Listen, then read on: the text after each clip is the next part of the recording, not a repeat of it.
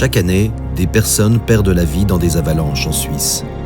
Elles se tuent en chutant, elles s'étouffent ou meurent d'hypothermie. De nombreux accidents pourraient toutefois être évités.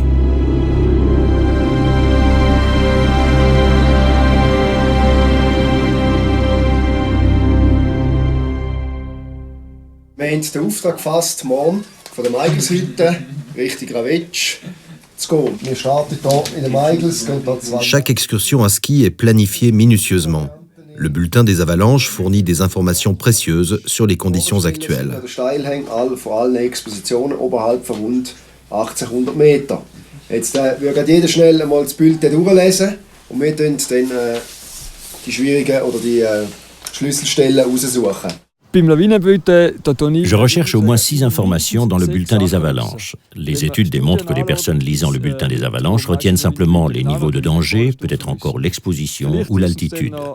Le bulletin est toutefois plus complet et comprend par exemple des informations sur les accumulations de neige, la mauvaise constitution du manteau neigeux, etc. Dans les cours, j'exige que les participants soient capables de mentionner au moins 6 éléments après avoir lu le bulletin. Le bulletin national comprend de très nombreuses informations. Nous devons toutefois prendre le temps de les chercher. Il ne suffit pas de parcourir rapidement le document en pensant tout assimiler.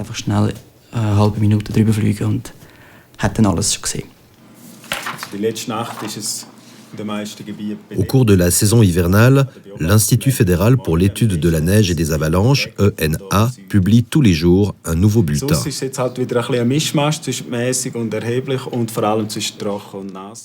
Les changements brusques des conditions météorologiques rendent la tâche particulièrement difficile. Il existe 2 cas de figure. Tout d'abord, l'augmentation du danger en cas de nouvelle neige. Les prévisions météorologiques sont alors déterminantes. Si elles sont correctes, ce n'est pas très difficile. Cependant, si elles sont fausses, le bulletin est également erroné. Il est en revanche plus difficile de prévoir une diminution du danger. Il faut prévoir le moment du retour et le temps requis, ce qui n'est pas facile.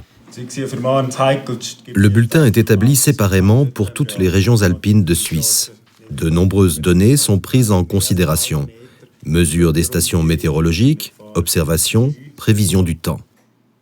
À Andermatt, l'armée exploite également une station de mesure et fournit des données pour le bulletin.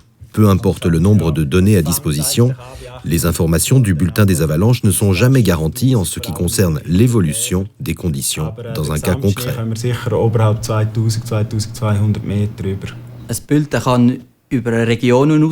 Le bulletin contient des prévisions régionales relatives par exemple à une vallée ou à 2 vallées proches l'une de l'autre, mais il ne donne pas d'informations sur une pente précise. Il s'agit vraiment d'une prévision sommaire concernant une région.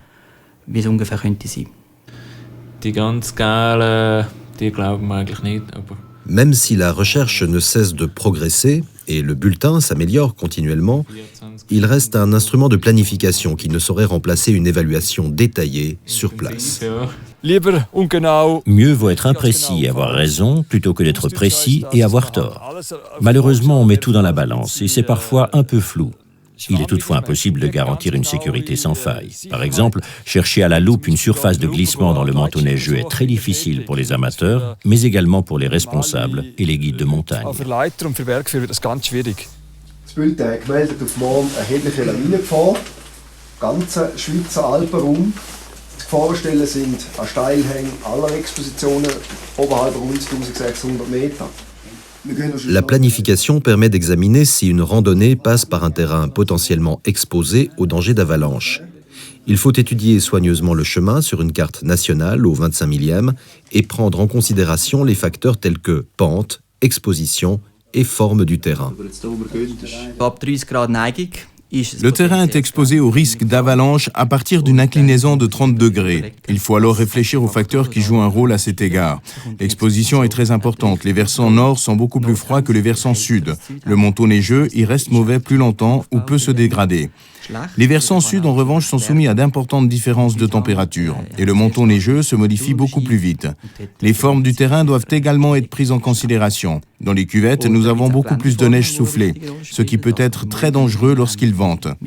Toutefois, il arrive aussi que la situation soit moins dangereuse dans une cuvette, car la constitution du manteau neigeux y est meilleure que sur le bord.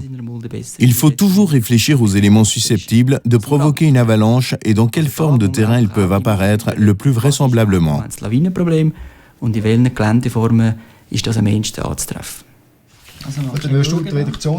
Lors de la planification, la méthode de réduction aide à définir et à éviter les pentes particulièrement dangereuses.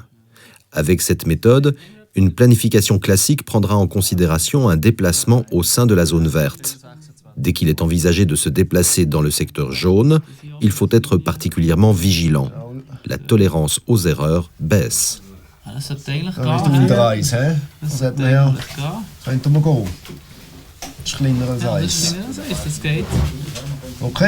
La méthode de réduction est un outil simple qui permet de faire une évaluation sommaire des risques dès la phase de planification.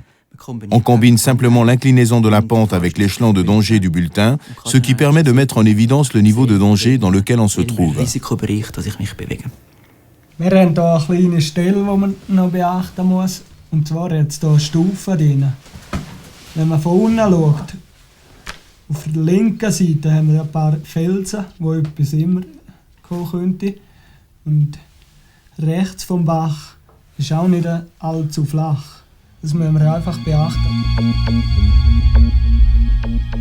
Les positions clés doivent être définies précisément pour chaque excursion. Concernant le danger d'avalanche, il ne faut pas seulement s'intéresser à la position la plus raide, mais à toutes les positions qui présentent un danger potentiel en raison de leur exposition et de leur altitude. Afin de pouvoir évaluer en toute sécurité les conditions aux positions clés, il faut fixer des points de décision. Des alternatives doivent être envisagées dans le cas où les conditions sont plus mauvaises que prévues, afin qu'on ne soit pas contraint de s'en tenir à une seule variante.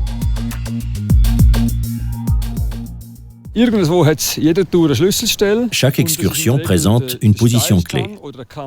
Il s'agit généralement de la pente la plus raide ou d'une pente proche des crêtes. Idéalement, il faudrait pouvoir organiser une pause à une distance respectable dans le cadre de la planification de l'excursion. Cela permet d'observer tranquillement la pente pendant que les autres font une pause. Je peux éventuellement me déplacer de quelques mètres et rechercher des indices supplémentaires sur la pente. Je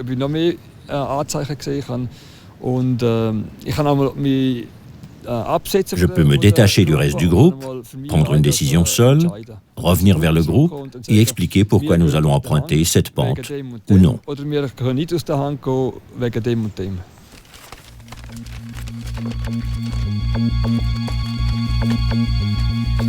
Un équipement complet est indispensable. L'équipement de base dans des conditions hivernales comprend une pelle à neige. Les pelles modernes possèdent une lame courbée et un long manche muni d'une poignée.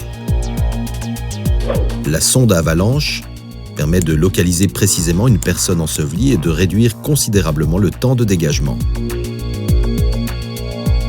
Le détecteur de victimes d'avalanche. Il existe plusieurs types de DVA dont les fonctions et le maniement peuvent être très différents.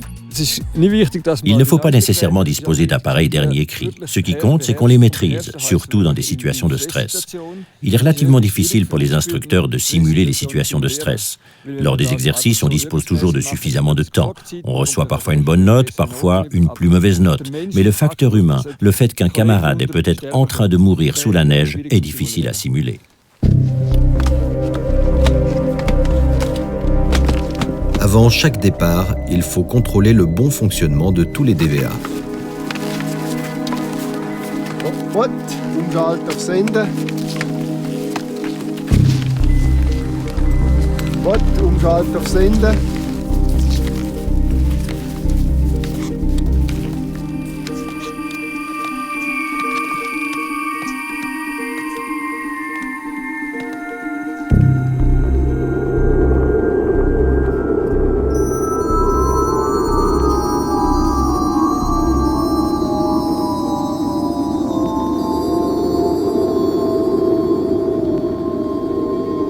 Les spécialistes de montagne qui suivent l'instruction à Andermatt possèdent déjà de solides connaissances préalables.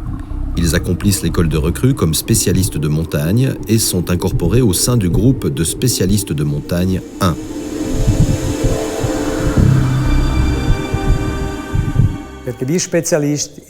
Le spécialiste de montagne est un guide même en tant que soldat. Le grade ne joue donc aucun rôle. Il guide des militaires dans des terrains difficiles. Lorsque des hommes sont impliqués, La responsabilité est énorme. Wenn der Mensch im Zentrum steht, wenn der Mensch dabei ist, dann ist die Verantwortlichkeit riesengroß, das man weiß. Celui qui guide un groupe ne doit pas seulement être capable d'évaluer correctement le terrain et les conditions. Il doit aussi pouvoir identifier et gérer la dynamique de groupe. Le style de conduite doit être adapté aux participants, à la taille du groupe et aux conditions. On doit instruire le groupe avec la plus grande attention afin qu'il acquiert les bonnes informations. En situation de danger, on doit maintenir un style de conduite militaire très strict. Lorsque le danger d'avalanche est relativement bas, on peut être un peu plus indulgent. Cependant, plus le groupe est grand, plus nous devons être sévères. Il est également important que le guide connaisse ses propres limites. L'expérience peut être trompeuse. Les erreurs entraînent rarement des conséquences fatales, ce qui peut facilement engendrer un comportement négligent.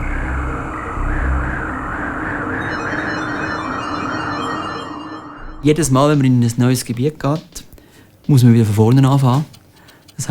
Chaque fois que nous nous rendons dans une nouvelle région, nous devons recommencer dès le début.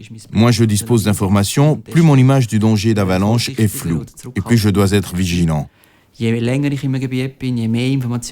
En séjournant longtemps dans un secteur, je récolte davantage d'informations et j'apprends à mieux connaître le manteau neigeux, ce qui me permet de mieux évaluer si je peux emprunter certaines pentes ou non. L'image devient plus nette et on possède plus d'éléments pour évaluer le danger d'avalanche.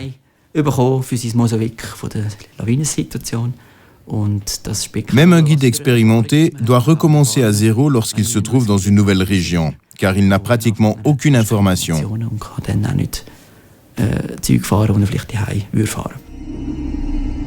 Notre patrouille effectue une excursion par temps venteux. La neige soufflée s'est accumulée à de nombreux endroits. Les conditions peuvent changer de manière radicale en quelques heures. Le vent contribue à la formation de plaques de neige, car il modifie mécaniquement la neige, ce qui lui donne les propriétés de plaques. Si ce mécanisme concerne une couche fragile, la situation devient délicate. Le vent peut souffler même quand il fait beau, et le danger d'avalanche peut augmenter en quelques heures. Ce n'est pas toujours facile de déceler ce danger, car quand il fait beau, on envisage rarement le pire. Une fois en chemin, il faut récolter le plus d'informations possible, observer attentivement, rechercher des signes d'alarme, examiner le manteau neigeux. Alarmzeichen sind eigentlich Indizien, die uns auf eine bestehende Gefahr hinweisen. Les signes d'alarme indiquent l'existence de danger. Les avalanches récentes représentent le signe de danger le plus évident. Lorsqu'on aperçoit une avalanche, il faut être vigilant. Il existe toutefois également d'autres indices, comme la formation de fissures. En avançant avec des skis, on constate soudain une fissure qui s'arrête quelques mètres en avant. Ces fissures indiquent que le manteau neigeux pourrait se rompre. Enfin, le « voum », un bruit sourd, prévient également d'un danger. En se déplaçant, on entend soudain « voum » et une couche se brise quelque part sous les skis. Il ne se passe rien, mais un sentiment étrange nous pénètre jusqu'à la moelle. Ces trois éléments sont des signes d'alarme typiques. On est chanceux de pouvoir les observer ou les entendre, car ils annoncent un danger éventuel. Dann hat man eigentlich Glück, weil es einem warnen tut, da ist etwas rum. Pour produire des fissures des WUM, on doit évoluer dans un secteur qui ne comporte aucune trace. Si on suit une trace existante, il est pratiquement impossible de remarquer quelque chose. Lors d'une ascension, il est donc recommandé de quitter de temps en temps la trace existante et d'observer si on entend ou on ressent quelque chose.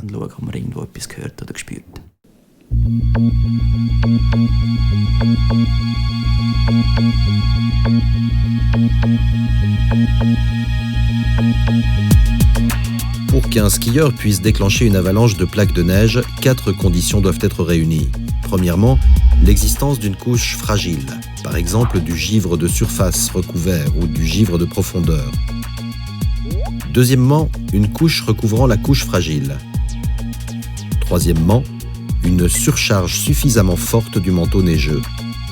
Un skieur peut provoquer une avalanche de plaques de neige uniquement si la couche faible dans le manteau neigeux se situe à moins d'1 mètre environ sous ses skis. Enfin, l'inclinaison de la pente doit être d'au moins 30 degrés. Toutes les pentes comportent des secteurs plus faibles où des avalanches de plaques de neige peuvent se produire plus facilement.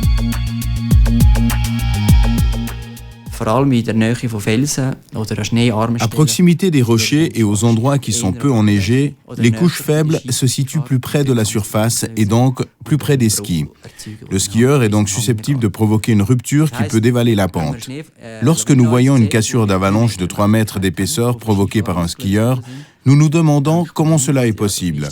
Toutefois, l'avalanche n'a certainement pas été déclenchée à cet endroit, mais dans un lieu peu enneigé.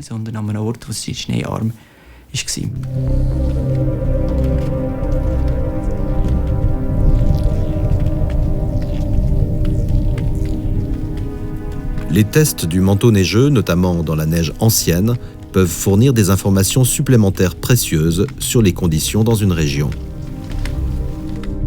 Gut, hier hätten wir einen 30 Grad steilen Hang, wo man das Profil machen könnte. Er ist auslaufend von der Sicherheit her, nicht felsdurchsetzt. Ich glaube, den gehen wir mal anschauen, oder? Ja. In dem Fall, du wirst du die Sonde führen, Raffi und Mario die Schaufel und ich gehe mal die Steilheit checken. On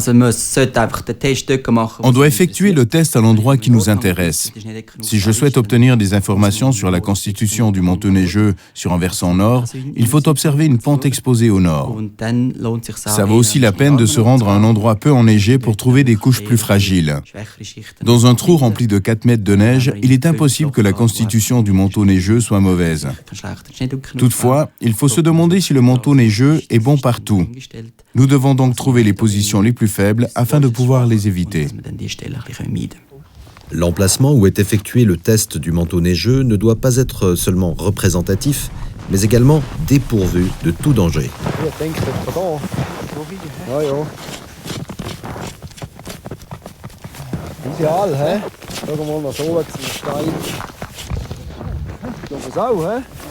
Un profil de battage, c'est-à-dire une mesure constante de la dureté, est effectué de haut en bas dans le manteau neigeux au moyen de la sonde.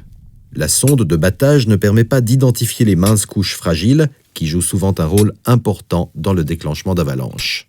Schreiben wir, 5 Mal auf Höhe 5. Ja. Auf 5 mal 5 auf 12. Ja. Une paroi frontale verticale d'environ 3 mètres de long doit tout d'abord être creusée.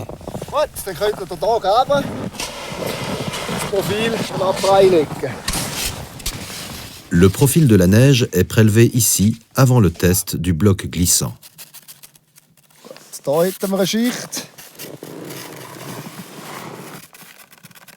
Jawohl, dann wäre da noch wieder eine. Des différences considérables au niveau de la dimension des cristaux et de la dureté indiquent la présence potentielle de couches faibles dans le manteau neigeux. Neuschnee, Durchmesser 1 mm.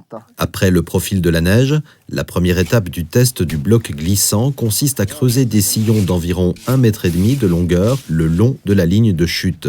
L'extrémité supérieure du bloc neigeux est ensuite séparée à l'aide de la cordelette d'avalanche. Quelqu'un descend ensuite avec les skis sur le bloc glissant. Hebt, Stufe 3, wippen. Hebt, Stufe 4, Sprung von oben.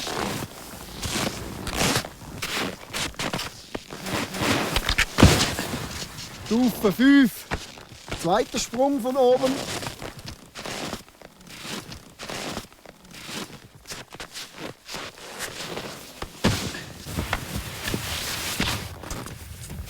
Schauen so Tests nicht als Allerweltsmittel an, sondern es ist einfach eine Ces tests ne donnent pas une garantie absolue, mais ils permettent de récolter des informations sur le manteau neigeux, notamment lorsqu'on ne peut pas faire d'autres observations parce qu'il n'y a pas d'avalanche, de congère ou de neige fraîche, pour savoir s'il existe une couche fragile dans la couche de neige ancienne.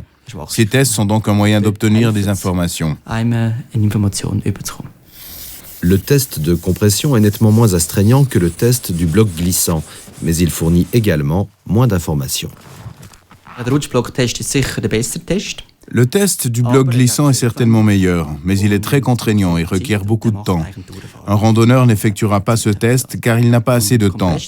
Le test de compression est relativement rapide. Il suffit de creuser à 2 ou 3 endroits pendant une pause. Il n'est pas nécessaire de creuser jusqu'au sol. Seuls les premiers mètres nous intéressent. Und da kommt man eine Information über die Schneedecke. 7, 8, 9, 10. Noch nicht. Ellbogen. 11. Also ein Test kann nicht Le test ne permet pas de dire si on peut emprunter ou non la pente. Il s'agit seulement d'une information parmi beaucoup d'autres. Von vielen anderen. Il n'est pas facile de se faire une image précise à partir des informations disponibles. Les décisions sont souvent influencées par l'ambiance qui règne dans le groupe ou par des vœux pieux. Ihr seht hier oben den kritischen Hang. Also da schnell beurteilen, wenn wir da durchgehen. Was habt ihr das Gefühl?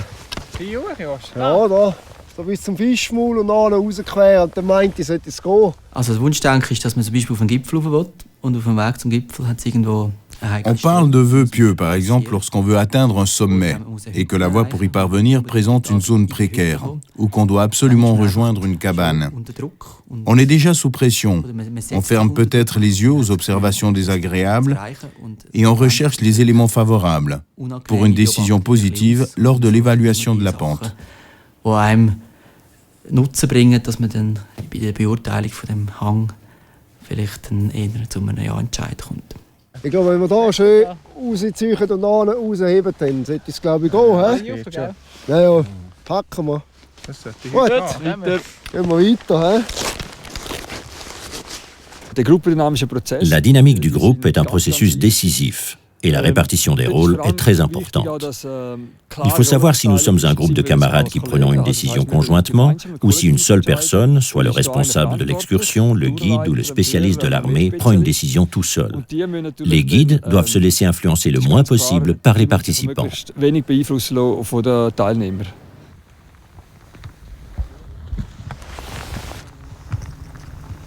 Si cela est nécessaire, une pente peut être assurée grâce au déclenchement artificiel de l'avalanche à l'aide d'explosifs ou de lance-mines. À cet effet, les spécialistes lancent des charges explosives depuis l'hélicoptère ou les placent directement dans la zone de rupture supposée de l'avalanche.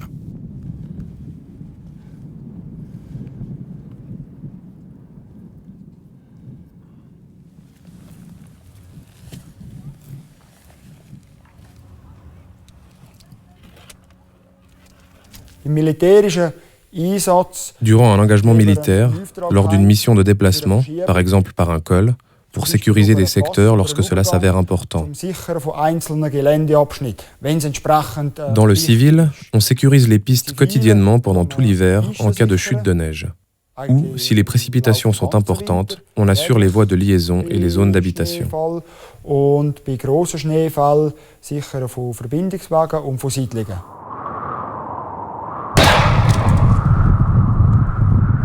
Les avalanches déclenchées artificiellement peuvent engendrer des dommages. Les explosifs doivent être manipulés avec la plus grande attention. Lors de l'utilisation d'explosifs pour déclencher une avalanche, le plus difficile pour la patrouille qui se déplace dans le secteur est d'évaluer correctement les dangers objectifs et de prendre les mesures requises. La quantité de neige déplacée constitue un autre élément clé, car elle peut mettre en danger des bâtiments ou des personnes.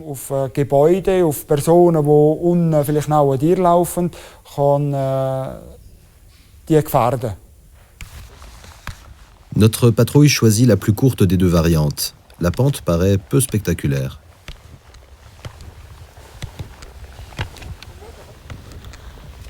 Ce n'est pas grand-chose et ce n'est pas dit qu'il y aura toujours un développement de poussière. Il peut y avoir un bruit très lent, un grondement et c'est tout. C'est un phénomène qui paraît peu dramatique, mais on peut parfaitement s'imaginer combien de tonnes de neige se déplacent si une plaque de 60 sur 100 mètres et d'un demi-mètre d'épaisseur se détache. Plusieurs mètres cubes de neige peuvent alors recouvrir une personne.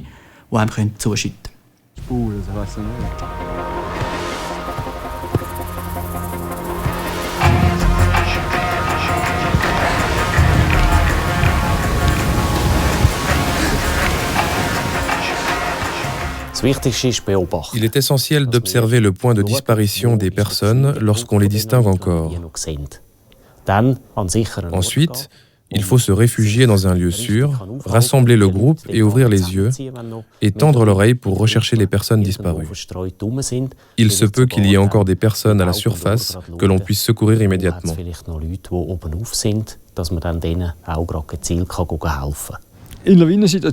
Lors d'une avalanche, il faut rester calme et cela est très difficile à entraîner. Il faut essayer de garder son sang-froid et de se concentrer sur l'essentiel. Il faut suivre une procédure systématique. Tout le reste est contre-productif. Une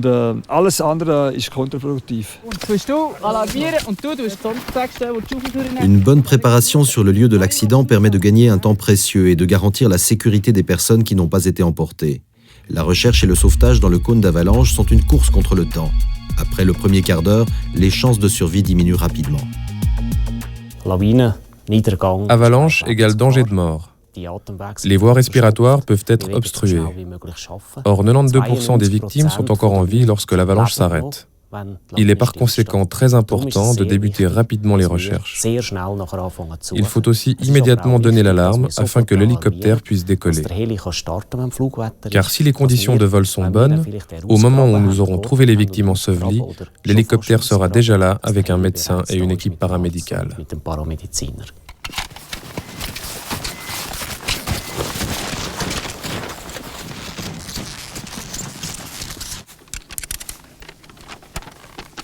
Rega voraus.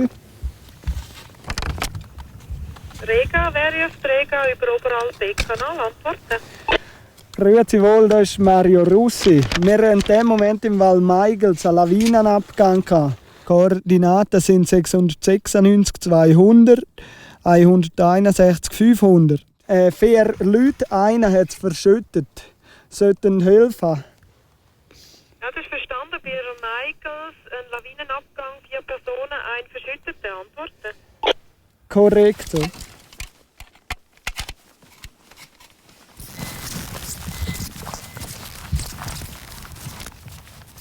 La plupart du temps, le cône d'avalanche est plus grand que la portée du DVA, ce qui signifie qu'il faut d'abord rechercher un signal.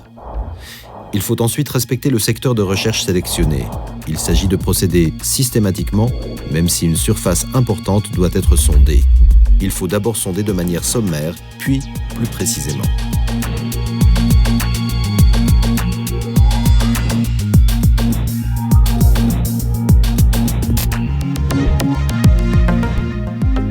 On sonde bien sûr avec les deux mains. On sent mieux ce que l'on fait. On ne recherche pas la région à l'aveuglette. Si on sait que quelqu'un se trouve sous la neige, on procède de manière affinée. Si la sonde repère quelque chose, elle tremble légèrement. Si c'est un rocher, elle sonne. C'est une course contre la montre. La recherche constitue en fait la plus petite partie du sauvetage. On a besoin de beaucoup plus de temps pour pêler, pour retirer les skis et s'organiser. Les quelques secondes de recherche en plus ou en moins ne sont pas déterminantes. Ce qui est important, c'est de travailler proprement et méticuleusement. Et c'est comme ça qu'on gagne du temps. Endo, hier ist er! Komm!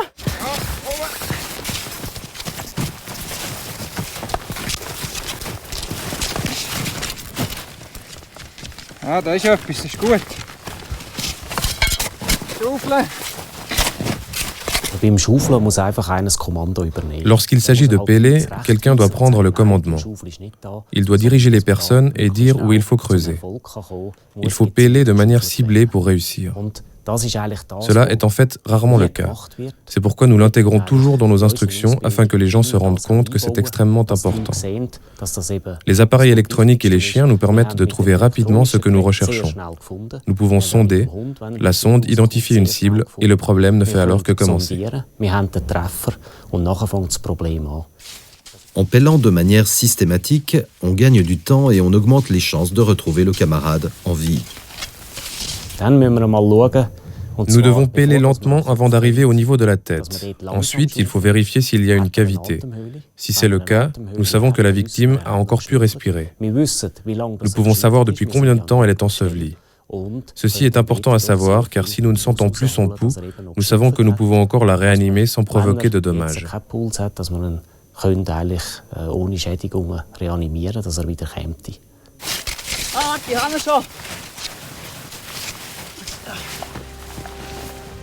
Une fois que la victime a pu être dégagée, il faut lui apporter les premiers secours, la protéger contre le froid et la surveiller jusqu'à l'arrivée du médecin.